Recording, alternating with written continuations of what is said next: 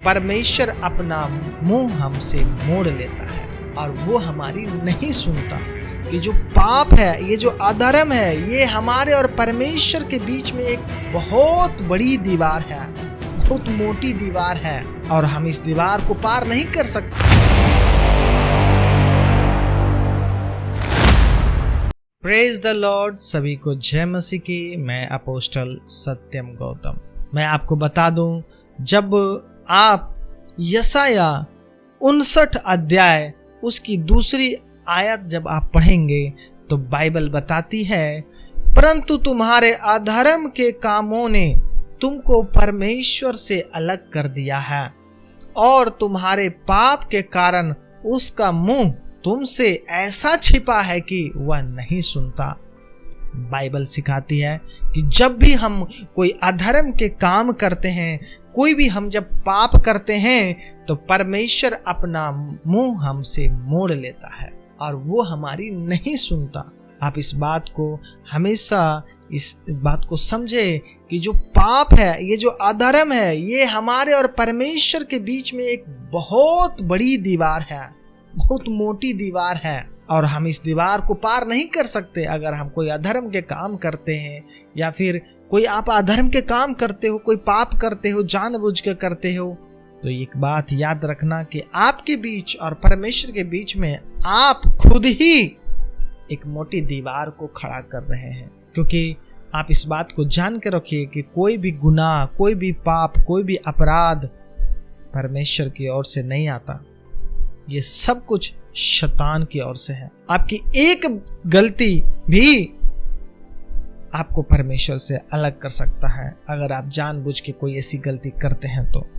इसके लिए हमें क्या करना है? हमारे सारे अधर्म के कामों के कारण पश्चाताप करना है, पश्चाताप की प्रार्थना करना, माफी मांगनी है और प्रार्थना करना है, जिससे कि परमेश्वर आपके सारे गुनाह, सारे अपराध वो क्षमा कर दे। लेकिन ये नहीं कि आप जानबूझकर पाप करें, जानबूझकर आप गुनाह करें, ये नहीं करनी है। क्योंकि बाइबल बताती है, आप अगर जानबूझकर करते हैं और फिर प्रार्थना करते हैं कि मेरे गुनाह क्षमा हो जाएंगे, तो इसका मतलब है कि आप परमेश्वर को धोखा दे रहे हैं, आप परमेश्वर को गुमराह कर रहे हैं।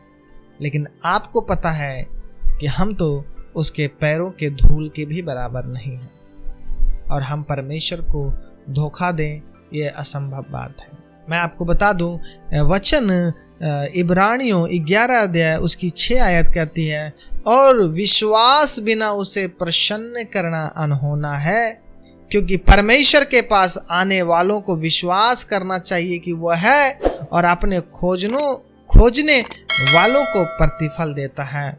जब हम परमेश्वर पर विश्वास नहीं करते तो हम उसकी आशीषों को खो देते हैं, क्योंकि विश्वास के बिना उसे प्रसन्न करना अनहोना है।